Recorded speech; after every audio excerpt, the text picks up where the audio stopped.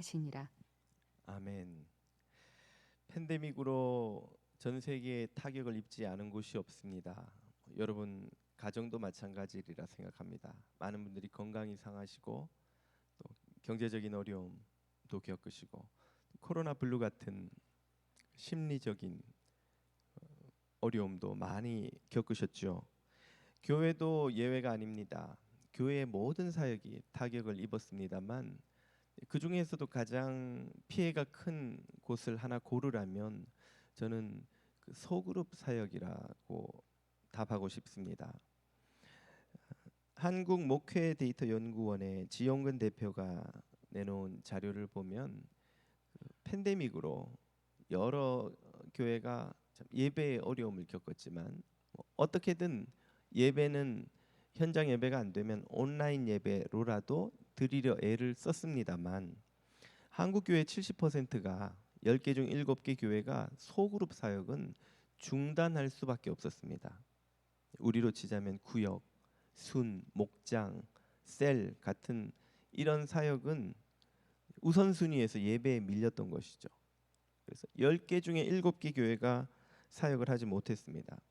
이후에 팬데믹이 끝나가면서 다들 현장으로 돌아오고 있습니다만 교회에 따라서 60%, 70, 80% 정도로 예배 인원이 회복되고는 있습니다만 소그룹 사역이 이렇게 회복된 곳은 잘 없습니다.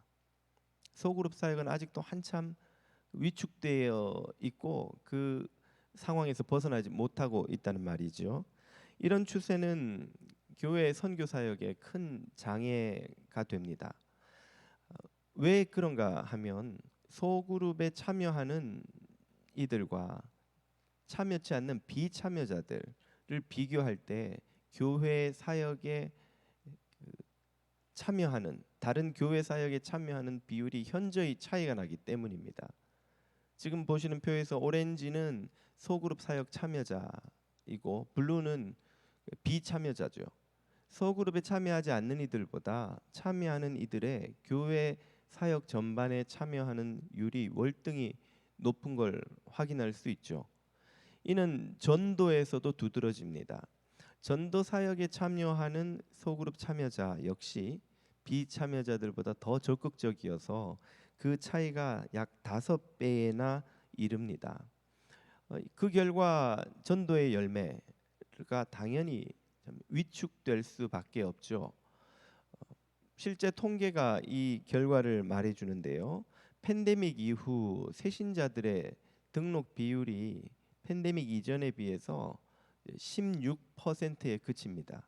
무슨 말인가 하면 같은 기간 같은 지역에 있는 교회에 팬데믹 이전에는 100명이 등록했다면 이후에는 같은 기간 같은 지역에서 16명밖에 새가족이 등록하지 않는다는 이야기예요. 그만큼 새가족 전도도 어려운 시대를 맞았습니다. 이 통계의 교훈은 교회가 건강하게 회복되고자 한다면 이 소그룹의 회복 없이는 어렵다는 거예요.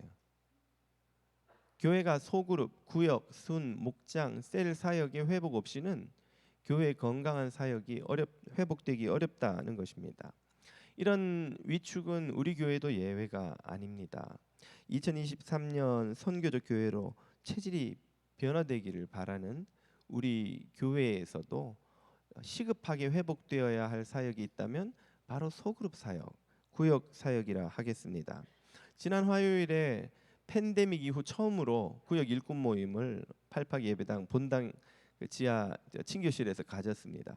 3년 만에 현장에서 모였어요. 그동안은 계속 온라인으로만 모임을 했는데 우리 구역 일꾼들이 얼마나 반갑고 또 감격적이었는지 모르겠습니다. 토론을 통해 여러 가지 좋은 아이디어들이 구역을 건강하게 회복시키기 위한 아이디어들이 나왔습니다. 그 중에는 현재의 지역별, 연령별 구역 모임 외에도 사역별, 양육이나 성경 공부별 혹은 학부모별 구역 모임을 시도해 보자는 아이디어부터 여러 가지 창의적인 생각이 많이 나왔습니다. 일꾼들이 마음을 다잡고 새롭게 출발하는 모임이었던 것은 틀림없습니다만 일꾼들의 다짐만으로 이 구역이 회복되기가 어렵죠. 전체 교인들이 다 이 구역 모임, 소그룹 모임에 대해 새롭게 이해하고 마음을 다잡고 출발하지 않으면 안 됩니다. 소그룹 모임은 도대체 왜 하는지, 어떻게 하는지를 그래서 오늘은 살펴보려 합니다. 오늘 본문은 교회 역사상 처음으로 소그룹이 탄생한 장면으로 가봅니다. 오순절 성령 세례로 인해서 교회가 탄생했습니다. 3천 명의 사람들이 세례를 받고 그들로 교회가 시작되었는데요. 바로 이 교회의 출발과 더불어 소그룹이 함께 시작합니다. 본문 46절입니다. 그 3천 명의 회심한 성도들, 세례받은 성도들이 말이죠. 날마다 마음을 같이하여 성전에 모이기를 힘쓰고 또 집에서 떡을 떼며 기쁨과 순전한 마음으로 음식을 먹었습니다. 자, 성전 마당에 가면 3천 명 충분히 모일 만큼 아주 넓은 광장이 있습니다. 그런데 안식일에는 그렇게 성전에 다 같이 3천 명이 모였다고 치더라도 평일에는 집에서 모였다는데 어떤 집에서 3천 명이 모일 수 있겠냐는 거예요. 어떤 집도 3천 명이 들어가는 집은 당연히 없을 터이고 그 당시 사람들은 소수의 부자들을 제외하고 대부분의 서민 민중들이 사는 집은 여러분이 사는 집보다 현저히 작습니다. 여러분 아마 여러분 집의 안방에 한 2배 정도 되는 곳에서 거의 대부분의 서민들 가족이 함께 살았어요. 게다가 뭐 자녀도 그 당시는 많이 낳던 시절이죠. 예, 뭐 우리처럼 안방 따로 있고 뭐 거실 있고 뭐 화장실 따로 있고 이렇게 다 나눠져 있는 집이 아닙니다. 그냥 큰 칸막이 한 2-3개 정도로 제대로 된 집이라 해도 나누어서 여러분 안방에 한 2배쯤 되는 공간을 이렇게 나누어서 사는 그런 집들이 대부분이었어요. 그러니 한 집에 모이면 얼마나 모이겠습니까? 그중에는 뭐 집이 큰 부자들이 소수 있었겠습니다만 전체로 놓고 평균하면 한 집에 많이 모여봐야 10명, 맥시멈 20명이 안 되었던 것이죠. 한 10명이라고 치면 3천 명이면 10명씩 300채의 집에서 모여야 하죠. 10명씩 300개의 소그룹이 시작된 겁니다. 그러니까 소그룹의 역사는 교회의 탄생과 즉시로 함께 시작되는 거죠. 건강하고 성경적인 교회와 신앙에는 이 소그룹이 그러므로 필수라는 걸 알 수 있습니다. 흔히 잘못 생각하면 전체가 한꺼번에 들어가면 좋은데 그럴 만한 공간이 없었으니까 부득이 집에서 몇십, 10명, 20명씩 나눠 모인 게 아닌가. 소그룹은 부득이하게 생긴 게 아닌가 하고 생각하기 쉽습니다만 예수님이 사실은 이 소그룹의 창시자라 해도 과언이 아닙니다. 예수님은 당신을 쫓아다니는 5천 명이 넘는 군중들이 있었지만 당신의 시간의 대부분을 그들과 보내지 않으시고 당신이 선택해서 세운 12명의 제자들을 따로 불러서 그들을 소그룹으로 묶으셔서 그들과 시간을 보내셨습니다. 그들을 양육하시고 그들을 가르치고 그들을 세우셨죠. 그들이 기초가 되어서 초대교회가 탄생했습니다. 소그룹은 주님의 계획이었습니다. 오늘날까지 교회 선교의 핵심 전략이 바로 소그룹입니다. 주님은 우리를 하나님 당신에게로만 부르지 않으시고 하나님의 자녀들의 공동체 소그룹 안으로 부르십니다. 주님의 부르심은 주님께로의 부르심일 뿐 아니라 공동체로의 부르심인 거예요. 그러므로 주님께는 가지만 공동체에는 속하지 않겠다 하는 신앙은 절대 성경적이고 건강한 신앙이라 할 수 없습니다. 오늘날 현대 그리스도인들이 많이 착각하는 게 바로 이 부분이에요. 많은 현대 그리스도인들이 예배는 오케이, but 소그룹 no thank you. 소그룹은 굳이 내가 해야 하는가? 소그룹은 시간과 에너지를 요구합니다. 부득이 수고를 요구하죠. 때로는 원치 않는 사람과의 갈등과 피곤한 관계를 또 요구합니다. 다 그 힘든 거예요. 그냥 예배 때 하나님만 바라보고 하나님께만 은혜 받고 가는 신앙이면 충분치 않겠는가? 굳이 공동체가 필요한가 하는 생각을 많이 합니다만 절대로 건강한 신앙이라 할 수 없습니다. 최근에 제가 26년 동안 스타 무당으로 살다가 회심한 심선미 성도란 분의 간증을 들었습니다. 여러 아주 인상적인 참 은혜로운 대목이 많았는데요. 한 부분에서 이렇게 이야기를 하시더군요. 이분이 회심을 하고 하나님을 믿어야 되겠다 작정을 하고 어느 교회를 갔다가 충격을 받았다는 거예요. 왜 충격을 받았는가? 자신은 이전에 귀신을 섬길 때도 목숨을 걸고 섬겼고 이제 예수님을 만나고 하나님을 믿기로 할 때도 목숨을 걸고 교회를 왔는데 이미 먼저 믿어서 교회 다니던 분들을 보니까 목숨은커녕 아무것도 걸지 않고 교회를 다니는 것 같더라는 거예요. 자기가 예전에 귀신 섬길 때 저렇게 설렁설렁 섬겼으면 벌써 귀신한테 저주받아서 병에 걸리든지 맞아 죽든지 사고를 당하든지 해서 죽었을 거라는 거예요. 근데 어떻게 이 사람들이 이렇게 하나님을 이렇게 겁도 없이 섬기나? 그리고 자기가 성경을 공부하고 배워보니까 하나님은 자신이 섬기던 귀신과 달리 사랑의 하나님이시기 때문에 자녀들이 그렇게 해도 저주하시고 벌 주시고 죽이시고 그러지 않으신다는 것을, 사랑의 하나님이요 긍휼의 하나님이라는 걸 깨달았다는 거예요. 그럼에도 불구하고 이해가 되지 않는 것이, 아니 그럼 이렇게 좋은 하나님을 어떻게 저렇게 설렁설렁 섬길 수가 있나? 너무 놀라고 충격을 받아서 결국은 교회를 옮길 수밖에 없었다고 고백하는 것이었습니다. 이분의 간증을 들으면서 우리가 하나님의 사랑을 악용하는 것이 아닌가, 이렇게도 하나님이 우리를 벌하지 않으시지, 이렇게도 우리가 하나님이 우리를 저주하지 않으시지, 그 귀신을 섬기던 무당처럼 두려움에 떨고 벌벌 떨지 않아도 26년 동안 하루도 편안한 마음으로 잠든 적이 없었다는 거예요. 이 심선미 성도가 늘 귀신을 오늘도 화나게 하지 않았는가, 귀신한테 뭘 잘못해서 내가 벌받지 않을까 두려운 마음으로 잠이 들었다는 거예요. 그러다가 예수님을 만나고 하나님을 알고부터 처음으로 평안하게 그 성경이 말하는 평안이라는 걸 맛보고, 하나님은 이렇게 좋은 분이시구나, 이렇게 놀라운 은혜로운 분이시구나 알았다는 거예요.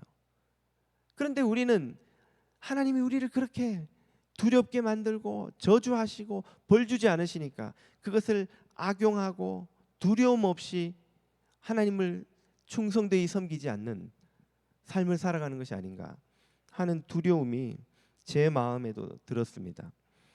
우리가 예배는 좋고 은혜로운 찬양도 좋고 위로의 말씀 듣는 것도 좋지만 갈등을 겪어야 하고 수고를 요구받고 시간과 에너지를 들여야 하는 모임은 싫다면, 거기에 헌신하는 것은 싫다면, 그 관계는 아주 피곤하다면 우리의 신앙이 건강한 것인지 돌아봐야 합니다. 내가 예수님을 믿고 따르는 것인지 영적 서비스 받으러 오는 것인지 돌아봐야 합니다. 건강한 소그룹이 회복하기 위해서는 어떻게 해야 할까요? 기초부터 다시 다져야 합니다. 그 기초란 바로 소그룹의 목적이죠. 소그룹은 왜 시작되었고 어떻게 시작되었고 왜 존재하는가? 소그룹의 시작은 41절이 그 이유를 설명해 주죠. 40절, 41절. 또 여러 말로 확증하여 권하여 이르되 너희가 이 패역한 세대에서 구원을 받으라 하니 그 말을 받은 사람들은 세례를 받음에 이날의 신도의 수가 3,000이나 더하더라. 무슨 일이 일어났습니까? 복음 전파, 회심이 일어난 거예요. 복음 전파의 결과로 교회도 시작되었고 소그룹도 시작되었습니다. 그러므로 반드시 소그룹에는 예수 그리스도에 대한 신앙 고백이 있어야 돼요. 예수님으로 인해 이 모임이 시작되었다는 신앙 고백이 있어야 합니다. 그렇게 시작된 소그룹의 열매는 무엇일까요? 47절입니다. 하나님을 찬미하며 또 온 백성에게 칭송을 받으니 주께서 구원받는 사람을 날마다 더하게 하시니라. 소그룹 사역의 열매도 복음 전파, 구원받는 역사입니다. 소그룹은 복음 전파로 시작되고 복음 전파의 열매를 맺습니다. 다시 말해 소그룹의 존재 목적 자체가 복음 전파라는 것이죠. 이 복음 전파의 목적을 잃어버리면 소그룹이 능력을 잃습니다. 역동성을 상실해 버려요. 목적이 없으니까 방황합니다. 그저 사람들의 외로움과 심심함과 친교의 욕구를 채워주는 세속적 모임과 똑같이 전락해버리고 마는 것이죠. 당연히 그런 모임에서 성령의 능력이 나타나지 않습니다. 여러분, 이 예화 들어보신 분 계시죠? 어린 낙타가 엄마한테 묻습니다. 엄마, 우리 등에는 왜 혹이 있어요? 이건 창조주께서 우리가 아무리 큰 사막이라도 거뜬히 건널 수 있도록 만들어주신 물주머니란다. 아, 그렇군요. 엄마, 우리 발굽은 왜 이렇게 넓고 평평하고 단단해요? 아, 이것은 창조주께서 우리가 어떤 사막을 가도 발이 빠지지 않도록 편안하게 언제까지라도 걸을 수 있도록 하시기 위해 만들어주신 발굽이란다. 아, 그렇군요. 엄마, 우리 눈썹은 왜 이렇게 두껍고 길고 이렇게 많은 거예요? 아, 이것은 사막에 어떤 강한 모래바람이 불어도 우리의 눈이 안전하게 보호받도록 창조주께서 우리를 위해 특별히 만들어 주신 거란다. 와, 엄마, 우리는 정말 사막을 어떤 사막이든 거뜬히 건널 수 있는 정말 놀라운 몸을 받았네요. 그럼 창조주께서 정말 놀라운 선물을 우리에게 주셨지. 그런데 엄마, 우리는 이 동물원에서 뭐 하는 거예요? 안 웃으실 줄 알았습니다. 유머 감각이 이렇게 유머 감각도 회복되셔야 하는데, 동물원에서 이 사막을 어떤 사막이든 거뜬히 건널 수 있는 낙타들이 뭐 하는 걸까요? 혹시 우리 그리스도인의 모습이 동물원에 갇힌 낙타와 같지 않습니까?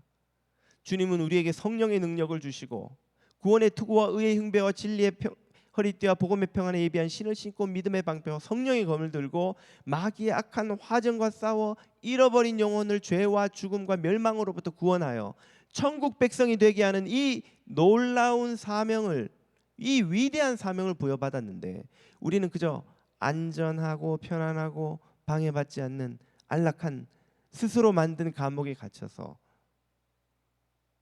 그곳에서 편안한 삶만을 추구하며 살아가고 있지 않느냐는 것이죠.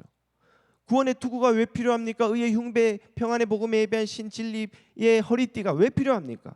왜 믿음의 방패와 왜 성령의 검이 필요하냐고요. 전장터에 나가라고 필요한 거예요. 칼과 방패가 전쟁터에서나 쓸모가 있지. 파티하는데 칼과 방패는 거추장스러울 뿐입니다. 구원의 투구 불편할 뿐이에요. 의의 흉배, 신발 다 불편할 뿐이에요. 편안히 소파에 누워서 먹고 즐기는 데는 아무짝에도 쓸모없는 것들입니다. 왜 우리의 삶에 우리의 모임에 성령의 능력이 나타나지 않는 걸까요? 우리가 전쟁터에 나갈 생각이 없기 때문이죠. 전쟁터에 나가지 않는데 왜 투구가 필요하고 왜 칼이 필요하고 왜 방패가 필요하냐는 거예요. 믿음의 능력, 성령의 능력은 우리가 멋진 그리스도인이라고 인정받으라고, 사람들 앞에 대접받으라고, 사람들 앞에서 인정받아서 뭐 장로되라고 몸에 달고 다니는 게 아닙니다. 내가 이만큼 잘 믿고 존경받아야 한다고 내세우는 훈장이 아닌 거예요. 그건 잃어버린 영혼을 복음을 전파하여 찾고 구원하라고 주님이 우리에게 주신 무기요 능력입니다. 우리가 전쟁터에 나가지 않을 거면 뭐하러 그게 필요하겠으며 뭐하러 그게 나타나겠어요? 우리의 삶에서, 우리의 모임에서 성령의 능력이 나타나지 않는 이유가 바로 이것이 아닙니까? 오늘 우리의 모임은 목적이 무엇인지를 다시 깨닫고 되찾아야 합니다. 회복해야 합니다. 그 목적을 향해 달려갈 수 있어야 합니다. 그렇게 목적을 회복하여 그 복음 전파를 위해 달려가는 소그룹에서는 무슨 일이 일어날까요? 본문 42절에 보면 네 가지가 일어납니다. 그들이 첫째, 사도의 가르침을 받습니다. 둘째, 서로 교제합니다. 셋째, 떡을 뗍니다. 넷째, 오로지 기도하기를 힘씁니다. 이 네 가지가 건강하고 성경적인 소그룹에서 일어나는 일입니다. 첫 번째는 사도의 가르침이죠. 사도가 무엇을 가르칩니까? 그것은 복음과 교훈이죠. 복음, 케리그마, 헬라어로 케리그마라고 합니다. 하나님이 우리에게 무엇을 하셨는가? 교훈, 그것은 디다케라고 합니다. 그 은혜를 입은 우리는 이 땅에서 어떻게 살아가야 하는가? 이 복음과 교훈으로 사도의 가르침이 구성되어 있죠. 우리 성경의 말씀이 다 그것입니다. 성경은 퀘리그마 아니면 디다케예요. 이 복음과 교훈이 소그룹에서는 끊임없이 선포되고 묵상되고 지켜져야 합니다. 그래야 소그룹이 이단이나 사이비로 빠지거나 혹은 능력과 역동성을 잃고 그저 심심함과 외로움을 달래주는 사람들의 친교 모임으로 전락하지 않는 것이죠. 나라에도 헌법이 있고 학교에도 교칙이 있듯이 하다못해 친목회 가도 회칙이 있습니다. 교회도 사도의 가르침이 있습니다.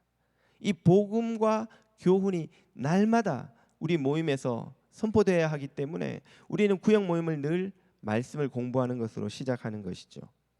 둘째는 교제입니다. 교제는 삶을 나누는 관계를 말하죠.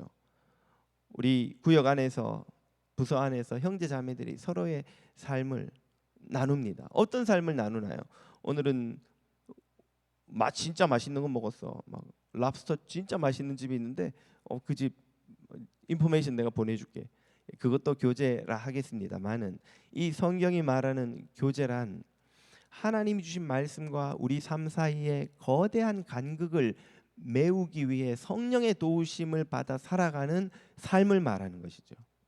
성경은 우리에게 천국에 합당한 성도의 삶을 가르쳐 주시지만 우리의 현실의 삶은 그것과 큰 차이가 있죠. 그 차이를 우리의 힘으로 메울 수 없습니다. 성령께서 우리가 그 차이를 메워가 성화되도록 만들어 주시는데 그때 사용하시는 성령의 도구가 바로 공동체입니다. 구역 모임에서 우리 성도들의 모임에서 서로가 서로를 위해 격려하고 위로하고 도전하고 또 세워주고 쓰러진 자를 손을 잡아 일으켜주고 해서 함께 성령이 인도하시는 성화의 길 그리스도의 장성한 분량에 이르기까지 달려가도록 돕는 것, 이것이 바로 공동체인 것이죠. 소그룹의 목적은 그러므로 우리가 예수 그리스도를 닮아가서 그리스도께서 주신 복음 전파의 사명을 감당하는 것입니다. 이 일을 이루는데 공동체만큼 중요하고 필요한 것이 없기 때문에 주님은 우리를 공동체 소그룹으로 부르시는 거예요. 그 소그룹 안에서 우리는 서로 교제함으로 그 능력을 경험합니다. 그래서 전도서는 이런 성도의 연합에 대해서 이렇게 설명합니다. 한 사람이면 패하겠거니와 두 사람이면 맞설 수 있나니 세 겹줄은 쉽게 끊어지지 아니하느니라. 세 겹줄 당연히 비유죠. 한 사람은 약하지만 두 사람이 함께 손잡고 기도하고 세 사람이 함께 격려하고 일으켜주고 세워줄 때 지치고 약한 이들도 다시 일어설 힘을 얻는다는 거예요. 3명이 이렇게 가는데 여러분 구역에서 10명이 15명이 모여서 함께 기도하고 한 사람을 세워주고 일으켜주면 얼마나 그것이 힘이 되겠습니까?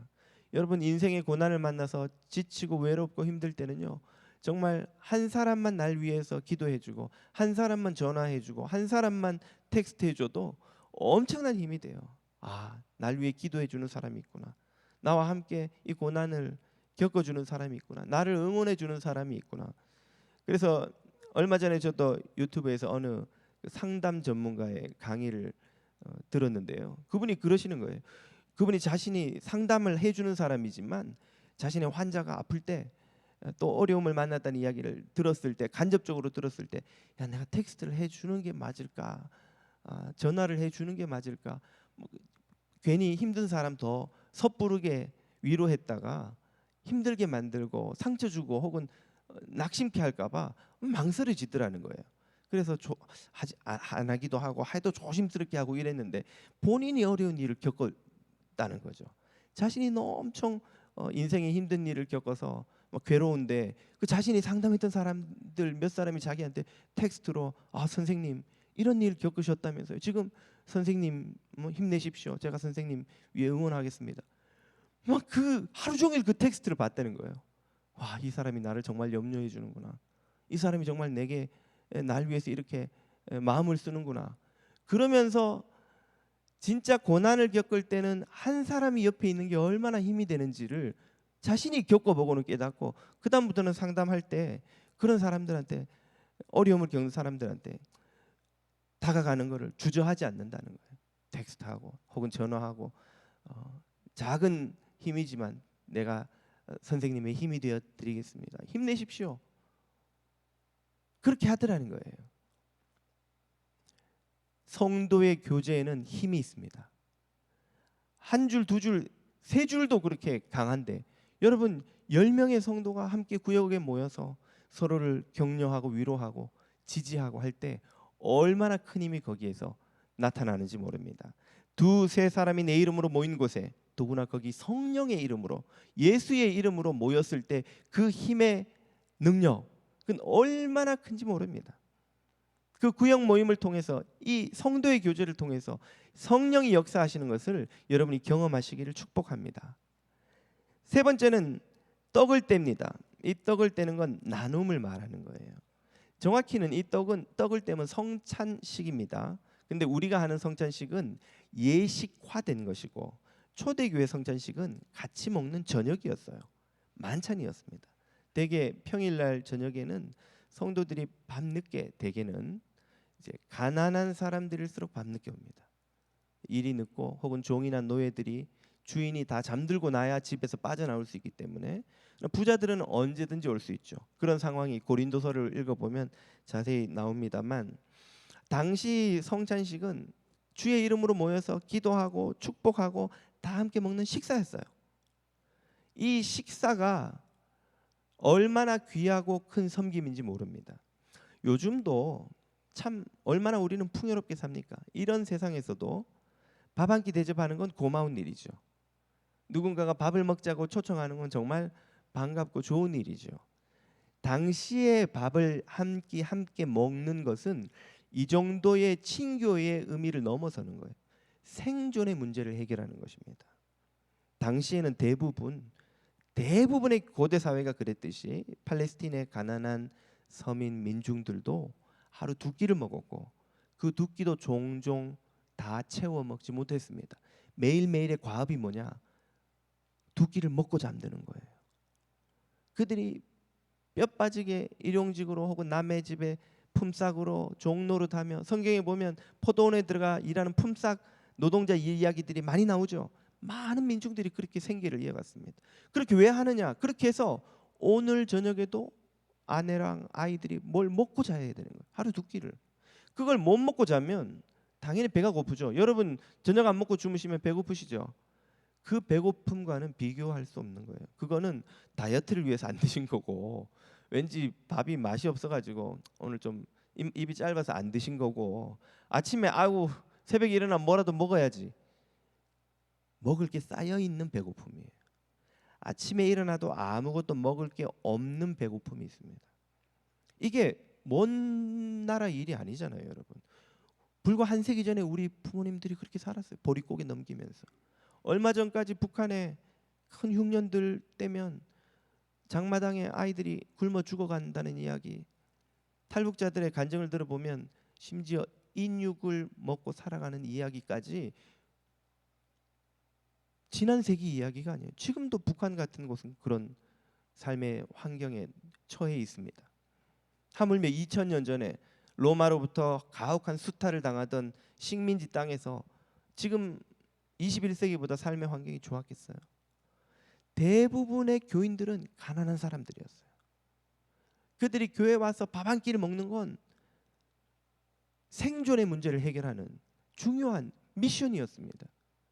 그런 이들을 먹이고 배를 채워서 돌려보내는 게 교회의 아주 중요한 사역이었어요.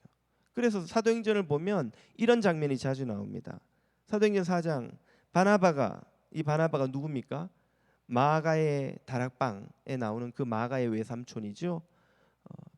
사도 바울과 함께 1차 전도 여행을 떠났던 바로 그 사도죠. 그 바나바가 밭이 있음에 지주였어요. 여유 있는 사람이었어요. 밭을 팔아 그 값을 가지고 사도들의 발 앞에 두니라. 왜요? 그것을 팔아서 가난한 사람들을 먹이는, 방금 말했던 떡을 떼는 그 사역을 했던 거예요. 과부와 고아들을 누구도 먹을 것을 챙겨주지 못하는 이들을 먹이는 사역을 했던 거예요. 바로 소그룹 공동체의 나눔을 의미합니다. 오늘날에도 우리가 식사를 대접하고 소그룹에서 구역 구역에서 밥을 먹고 또 주일 점심이면 저기서 여러 구역, 부서 또 교우들이 음식 준비를 하고 절대 작은 섬김이 아닙니다. 이 섬김을 통해서 하나님의 은혜를 경험하는 사람들이 얼마나 많은지 몰라요. 화요일 날 구역 일꾼 모임 하면서 설문에 그런 제목이 있었습니다. 구역 모임을 하며 참 기억에 남는 구역 섬김이들을 좀 나누어 보십시다 했더니 여러 선배 구역장, 구역 섬김이 도움이 하셨던 분들의 이야기가 나왔어요. 그때 그 구역 섬김이가 자신을 이렇게 관심을 가져주고 사랑해주고 음식을 대접해주고 자기가 어려울 때 기도해주고 이렇게 옆에서 챙겨주어서 그 구역에 나오다가 교회 나오게 됐다는 거예요. 그래서 지금은 자신이 구역 섬김이가 되어서 다른 이들을 섬기게 됐다는 거예요. 그런 선배 구역 섬김이들의 도우미들의 이야기를 많이 나누셨어요. 그분들이 한 게 다 무엇입니까? 그게 전도예요. 우리가 밖에 나가서 사역리 돌리면서 복음 전하는 것만 전도가 아닙니다. 얼마나 귀한 섬김인지 몰라요.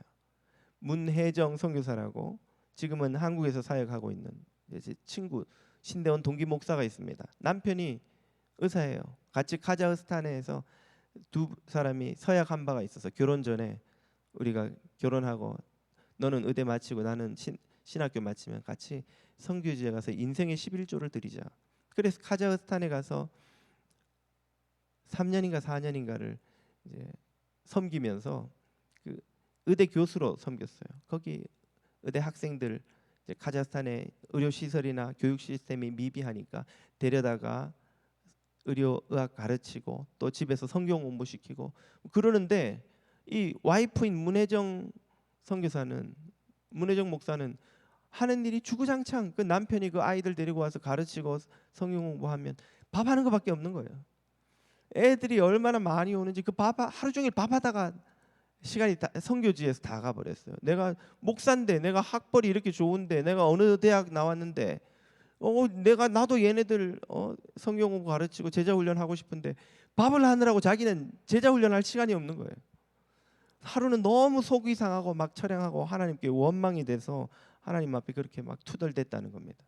하나님 이게 뭡니까? 이거 하려고 제가 신학교 나왔어요. 이거 하려고 제가 대학 나왔어요. 이거 하려고 내가 이렇게 했습니까?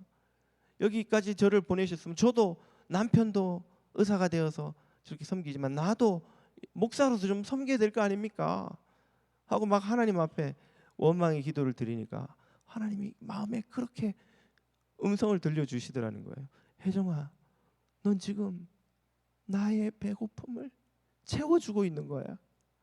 네가 해주는 밥을 먹고 내가 얼마나 배부른지 몰라.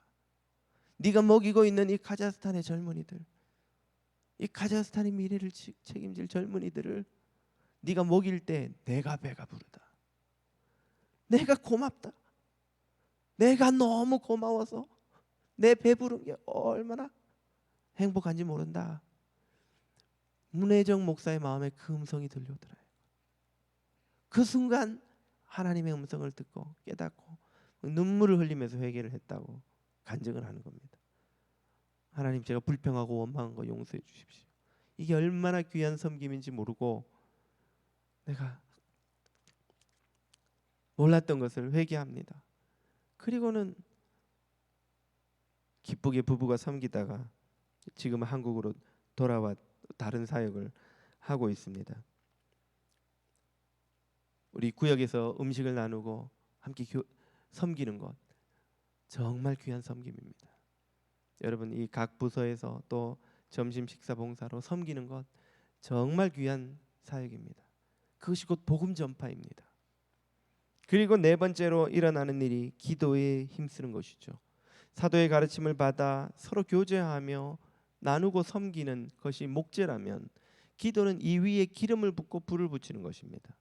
기도에 기름을 열심히 붓고 있으면 성령께서 원하시는 때에 원하시는 방법으로 거기 불을 붙여주세요.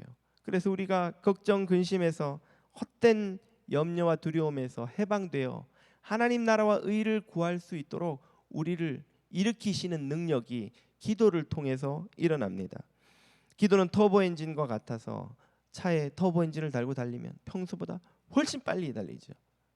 기도의 능력을 힘입으면 소그룹이 각 사람이 가진 능력과 에너지보다 훨씬 큰, 우리가 계산하고 기대했던 것보다 훨씬 큰 성과와 열매를 거둡니다. 복음 전파에서 열매를 거두는 비밀이지요. 그러므로 소그룹은 부지런히 함께 모여서 기도해야 합니다. 이렇게 사도의 가르침을 받고 서로 교제하고 섬기고 기도하는 데 힘쓰면 무슨 일이 일어납니까? 그 소그룹을 통해서 주님은 이런 일을 행하시죠. 다시 한번 47절을 보십시오. 하나님을 찬미하며 또 온 백성에게 칭송을 받으니 주께서 구원받는 사람을 날마다 더하게 하시니라. 아멘. 주님께서는 오늘 이 시대에도 이런 구원 역사를 행하기를 원하시는 줄 믿습니다. 이 시대에도 주님은 세상에 잃어버린 영혼을 구원하기 위해서 소그룹을 사용하십니다. 여러분, 팬데믹이 어렵습니다. 우리 개인에게도 우리 이 시대에도 많은 어려움과 위기와 장애물이 우리에게 닥칩니다. 많은 2000년 교회 역사는 어떤 세상의 장애물도 성령의 역사를 가로막지 못한다는 것을 우리에게 가르쳐 줍니다. 이 위기가 기회가 되고 새로 도약하는 발판이 되어 다시금 교회가 일어설 수 있게 하나님이 역사하실 것입니다. 그때에 누구를 쓰실 것입니까? 주님께서 부르신 이 부름의 목적에 응답하여서 일어서는 성도들, 그리고 일어서는 구역들을 사용하실 줄로 믿습니다. 여러분이 속한 구역이 바로 이런 구역이 되어야 하지 않을까요? 바로 이런 주님의 부르심에 응답해야 하지 않겠습니까? 주님께서 우리를 온 천하에 다니며 만민에게 복음을 전파하는 이 귀한 선교의 사역에 부르실 때에 응답하는 모든 성도, 모든 구역이 되시기를 우리 주님 이름으로 축복합니다. 기도하겠습니다.